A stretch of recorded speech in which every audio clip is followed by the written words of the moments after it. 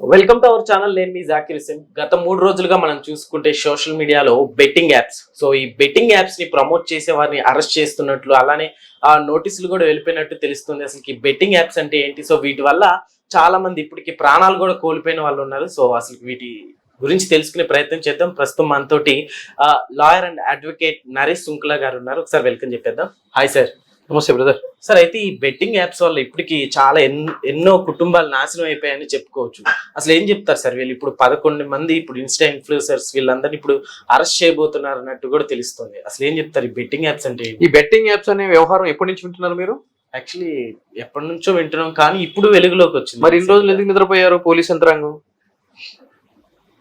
అంటే straight question. నేను ఏమంటున్నానంటే, సజ్జనార్ గారు బీయింగ్ ఏ హ్యూమన్ యాక్టివిస్ట్ గా, అంటే అపార్ట్ ఫ్రమ్ ది ఆయన పోలీస్ ఆఫీసర్, ఇప్పుడు ఆర్టీసీ ఎండీగా ఉన్నారు, ఆయన వెలుగులోకి తీసుకురాబట్టే ఈ చర్యలు అనేవి మొదలైనవి. అయితే ఆయన ఒక కామన్ మ్యాన్ లాగానే ఆలోచించి, అంటే అధికారం ఉన్న వ్యక్తిగా కాకుండా కామన్ మ్యాన్ లాగా ఆలోచించి ఎన్నో జీవితాలు రోడ్డున పడిపోతున్నాయి అని చెప్పని ఈ రోజు ఈ బెట్టింగ్ యాప్స్ గురించి ఉద్యమాన్ని తీసుకురావడం జరిగింది. ఆయన వరకు కన్సర్న్. అటువంటి వ్యక్తులు ఎంతమంది ఆఫీసర్లుగా ఉన్నారు తెలంగాణలో? ఎన్ని పోలీస్ స్టేషన్స్ ఉన్నాయి తెలంగాణలో? ఒక రాష్ట్ర ప్రభుత్వం, ఒక యంత్రాంగము, ఈ సామాన్య కుటుంబాలు ఈ బెట్టింగ్ యాప్స్ తోటి, ఈ సోకాల్ ఇన్ఫ్లుయెన్సర్ గా ఉండే వ్యక్తులు వాళ్ళ యొక్క స్వార్థ ప్రయోజనాల కోసం వాళ్ళు కోట్లు సంపాదించుకుంటా సామాన్య ప్రజల జీవితాలతో ఆడుకొని వాళ్ళ ఆత్మహత్యలు చేసుకొని వాళ్ళ జీవితాలు రోడ్డు పడే విధంగా చేస్తున్నారు అని అంటే కనుక, దొంగలు పెట్ట ఆడినకు కుక్కలు మురిగినట్టు అరెస్ట్ చేస్తారా? ఎంతమంది అరెస్ట్ చేశారు చెప్పండి? ఇప్పుడు వరకు అరెస్ట్ చెయ్యరు దీంట్లో. ఎందుకు అని అంటే కనుక, ఎవడో ఒక చిన్నోడిని సెలెక్ట్ చేసుకుంటారు, వాడిని అరెస్ట్ చేస్తారు, వాడిని చూపించి ఏదో తమాషా చేస్తూ ఉంటారు, మేము అరెస్ట్ చేశాం కదా అని చెప్పని. నేను పంజాగుట్ట పోలీస్ స్టేషన్ లో ఎఫ్ఐఆర్ రిజిస్టర్ అయినట్టుంది 12 మంది మీద, ఎంతమంది మీద, 11 మెంబర్స్ మీద. వాళ్ళందరూ ఎప్పుడు అరెస్ట్ చేస్తారు నేను అడుగుతున్నాను. అరెస్ట్ అంటున్నా, అరెస్ట్ చేయరు దాంట్లో. నేను చెప్తున్నా కదా మీడియా సమక్షంగా. ఎందుకు అనంటే ఇదంతా తమాషా. ప్రభుత్వం తెలియకుండా, పోలీస్ యంత్రాంగానికి తెలియకుండా ఏమైనా నడుస్తున్నాయా? నడవట్లేదు. That betting apps. నేను ఈ వీడియో స్టార్టింగ్ లో నేను చెప్పాను, బెట్టింగ్ యాప్స్ అనేది ఈ రోజు వ్యవహారం కాదు. ఆడెవడెవడో పిల్లోడు యూట్యూబ్ హర్షసాయి గారు వాడు ఏదో ఒక టీవీ ఛానల్ అంటాడు, నేను చెప్పితే వేరే టోడి చేస్తాడంట. ఇప్పుడు అందుగురించి వీడి మీద కేసు అయింది, అరెస్ట్ చేసిరా వాడిని. మళ్ళీ వచ్చి ఆడు వీడియోలు చేస్తున్నాడు కదా, ఆడి మీద కేసు ఎన్ని రోజులు అవుతుంది? 3 రోజులు 4 రోజులు అవుతుంది కదా. మళ్ళీ వీడియో పెట్టాడు, మళ్ళీ ఇదే మీడియా వాళ్ళందరూ కలిసి వాడు పెట్టిన వీడియోని తీసుకుని వస్తున్నారు. అందరూ ముందుకు వెళ్దాము, కలిసి పెడదామండి. నువ్వు పీకల్లాగా తిన్నావు కదా ఇప్పుడు వరకు పైసలు అయితే. అలానే కాదు, ఈ సోకాల్ ఇన్ఫ్లుయెన్సర్ గా ఉన్నట్టు వాళ్ళందరూ కూడా ఈ రోజు ఎంతో మంది కుటుంబాలు ఆత్మహత్యలు చేసుకుని వాళ్ళ పిల్లలు రోడ్డు మీద పరిస్థితి ఉంది. వీళ్ళందరూ కూడా కోట్లు సంపాదించుకున్నారు. ఈ రోజు అల్లు అర్జున్ వల్ల తొక్కిసాట జరిగిపోయింది అని చెప్పి, ఆ తొక్కిసాటలో జరిగిపోయిన ఒక బాలుడు యొక్క పరిస్థితి అపస్మారక స్థితిలో వెళ్ళింది అని చెప్పి, అల్లు అర్జున్ కాంపన్సేషన్ ఇవ్వాలి అని చెప్పి మనం అందరం కూడా ముక్త కంఠంతో మాట్లాడాము, ఖండించాము. ఆ విధంగా ఆ బాలుడికి కావాల్సిన ఏదైతే ట్రీట్మెంట్ ఉందో ఆయనతో పెట్టించాము, ప్రొడ్యూసర్లు వచ్చి పెట్టారు. ఇక్కడ కూడా బెట్టింగ్ యాప్స్ కి సంబంధించి ఎవరైతే ఈ బెట్టింగ్ యాప్స్ డబ్బులు పోగొట్టుకుని ఇన్ని సంవత్సరాల్లో రోడ్డును పడ్డారో వీళ్ళందరూ జీవితాలను ఆడుకోవడానికి, వీళ్ళ కుటుంబాలకి ఆర్థిక భరోసా ఇవ్వడానికి ఈ ఇన్ఫ్లుయెన్సర్స్ ఎవరైతే ఉన్నారో, ఈ బెట్టింగ్ యాప్స్ ప్రమోట్ చేశారో వాళ్ళ యొక్క ఆస్తులు అటాచ్ చేసి వాళ్ళ దగ్గర నుంచి అమౌంట్ రికవర్ చేసి వీళ్ళందరికీ పంచిపెట్టాలి. ఈ డిమాండ్ రేజ్ చేయమని చెప్పండి. ఎందుకు అంటే కనుక ఈ పెట్టిన కేసులన్నీ కూడా అరెస్ట్ అయ్యే కేసులు కాదు, నిలబడే కేసులు కాదు. ఓకే, అయితే ఇప్పుడు ఇంతమంది ఇంత నష్టపోయిన తర్వాత ఇప్పుడు ఇట్లా రెస్పాండ్ అవ్వటం ఏంటంటారు సార్ అసలుకి? ఎగ్జాక్ట్లీ, నేను కూడా అదేనను బ్రదర్. దొంగల పడ్డారు కుక్కలు మురిగినట్టు ఎప్పుడు బెట్టింగ్ యాప్స్ ఎప్పుడు మేల్కుంటున్నారు. నేను ఏమంటున్నా అంటే, సరే ఎప్పుడోకప్పుడు మేల్కున్నారు, మేల్కోపోతే అట్లా అంటారు, మేల్కుంటే ఇట్లా అంటారు అని చెప్పి ప్రజలు అనుకోవచ్చు. ఓకే, వెళ్ళనుకో, ఇప్పటికైనా మేల్కున్నారు. నేను ఏమంటున్నానంటే కనుక, కన్స్యూమర్ ప్రొటెక్షన్ యాక్ట్ లో 2019 లో క్లియర్ గా పొందుపరిచి ఉంది. ఏంటి అని అంటే కనుక, ఈ విధంగా అన్ట్రేడ్ లైసెన్స్ ప్రాక్టీసెస్ ఎవరైనా పాల్పడితే, ఈ బెట్టింగ్ యాప్స్ ని ఎవరైనా ప్రమోట్ చేస్తే 10 లక్షల వరకు ఫైన్ ఇంపోజ్ చేయొచ్చు అని చెప్పని ఉంది. ఒక డిస్ట్రిక్ట్ కలెక్టర్ అథారిటీని ఒక ఇన్వెస్టిగేషన్ అథారిటీగా ఏర్పాటు చేయాలని చెప్పనుంది. ఆ విధంగా కేంద్ర రాష్ట్ర ప్రభుత్వాలకి ఆదేశాలు కూడా ఉన్నాయి. ఇన్ని రోజులు మీరేం చేశారు? నిద్రపోయారా? First point. ఇక్కడి నుంచి అయినా కూడా ఈ విధంగా యాప్స్ ఎవరైతే బెట్టింగ్ యాప్స్ ప్రమోట్ చేస్తున్నారో వాళ్ళ మీద ఈ యాక్ట్ ప్రకారము ఇమీడియట్లీ ఆ ఫైన్ ఇంపోజ్ చేయండి, వాళ్ళ ఆస్తులు అటాచ్ చేయండి. అటాచ్ చేసి వీళ్ళని కదా ఇంకా అందరి మీద కూడా కేసులు బుక్ చేయండి. ఎవరైతే కనుక మోసపోయారో వాళ్ళందరూ వచ్చి పోలీస్ స్టేషన్కి సంబంధించి పోలీస్ స్టేషన్కి వెళ్ళి ఎవరి ద్వారా అయితే కనుక చూసి వాళ్ళు మోసపోయారో వాళ్ళ మీద కంప్లైంట్లు ఇవ్వండి, కంప్లైంట్ రిజిస్టర్ చేపియండి. ఈ రోజు ఏదో సజ్జనార్ గారు చెప్పారు కాబట్టి ఆ కేసులు రిజిస్టర్ అవుతున్నాయి.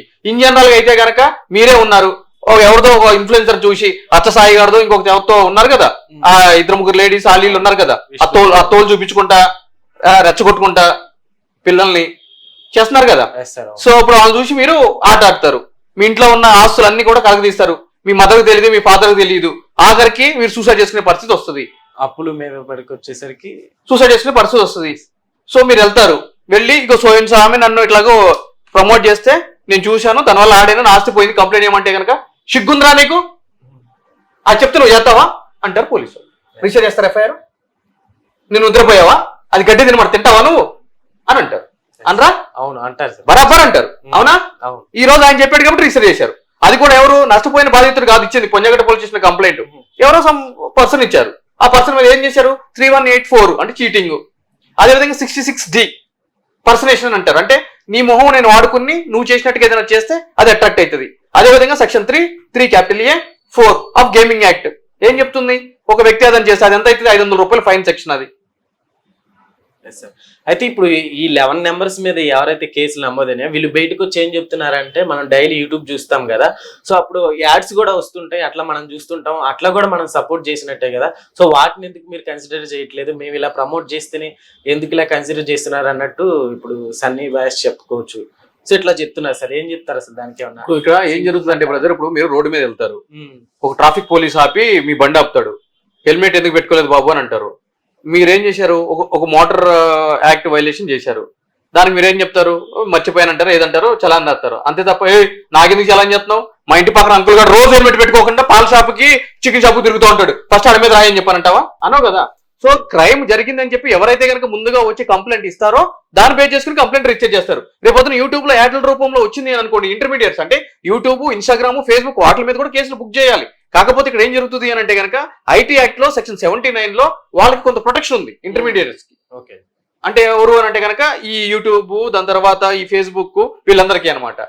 కాకపోతే వాళ్ళు కూడా ఈ విధంగా అబ్యూజివ్ కామెంట్ కానీ, లేదు అని అంటే కనుక ప్రొవోకింగ్ కామెంట్స్ కానీ, లేదు అని అంటే కనుక ఇట్లా ఇల్లీగల్ యాక్ట్ కి సంబంధించిన, ట్రేడ్ కి సంబంధించిన ప్రమోషన్స్ కానీ చేసినప్పుడు వాళ్ళు దాన్ని నిరోధించాలి, వాళ్ళ యొక్క సర్వర్ నుంచి డిలీట్ చేయాలని చెప్పి కూడా సెక్షన్ క్లియర్ గా చెప్తుంది. ఒకవేళ అట్లా చేయకపోతే ఎవరైనా ముందుకు వచ్చి కంప్లైంట్ ఇస్తే వాళ్ళ మీద కూడా కేసు రిజిస్టర్ చేస్తారు. రైట్?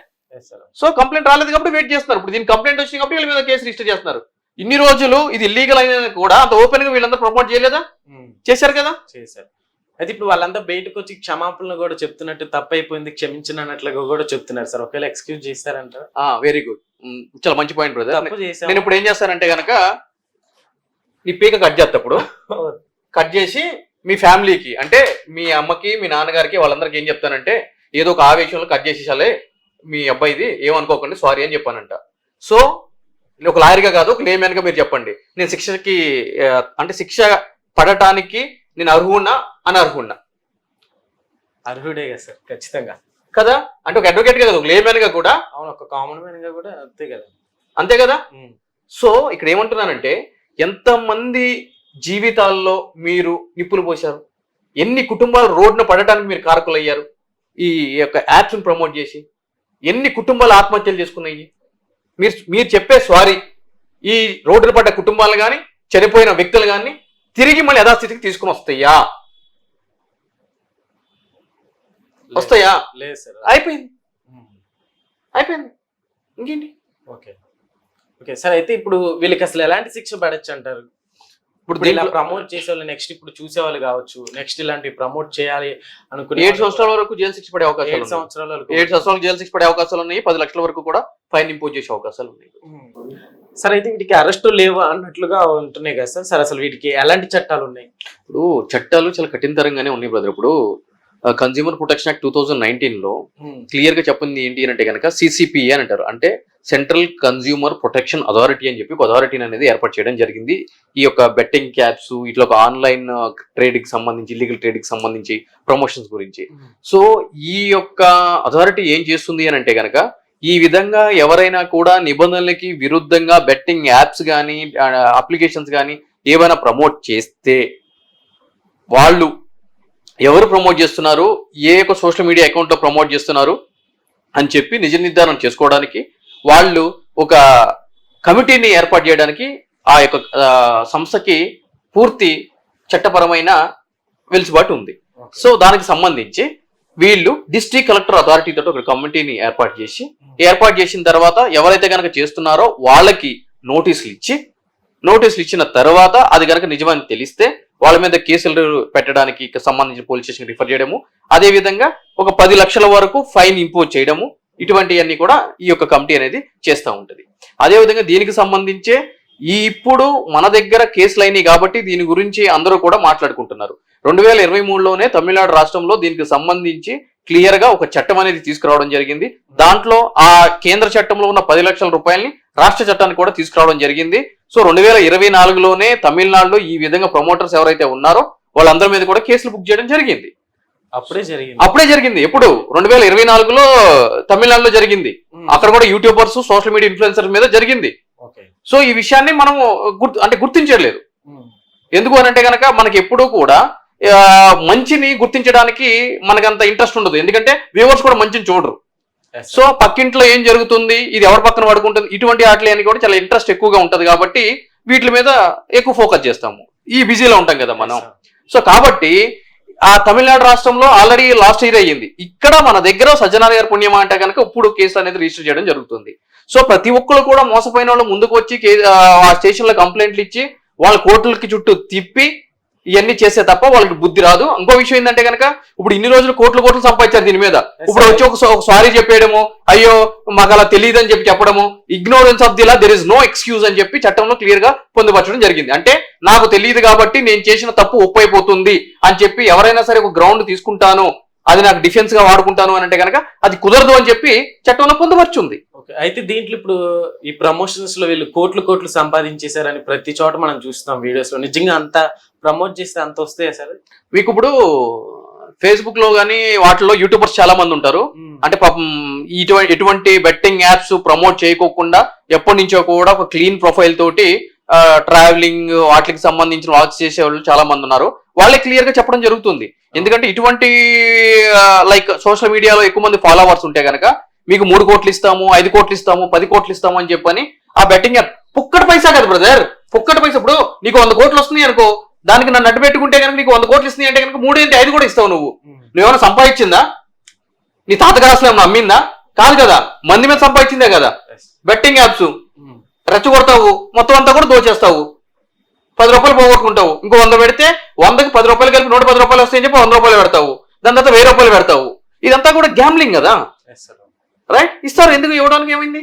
కష్టపడింది కట్టెలు కొట్టాలి, రాళ్ళు కొట్టాలి, సివరేజ్ పని చేయాలి, పొద్దున్నే పోయి మన మున్సిపల్ సోదరులు చేసినట్టు ఏదో రోడ్లు తుడవాలి అనుకుంటేనేమో నీకు కష్టమవుతుంది. మంది పైసానే కదా ఇస్తావు, ఏముంది? అయితే వీటిని వ్యతిరేకిస్తూ నాన్ వేసినా కూడా గతం నుంచి ఎప్పటి నుంచో ఫైట్ చేస్తున్నాడు సార్, తెలుసా మామూలుగా? ఎగ్జాక్ట్లీ, నేను ఇంతకు ముందు చెప్పింది అతని పేరే గుర్తు రాలేదు. ట్రావెలింగ్ వ్లాగ్స్ చేస్తా ఉంటారు కదా, నాన్ వేసిన అతనే. అవును, అతను వీడియో చూశాను, ఇంతకు ముందే చూశాను.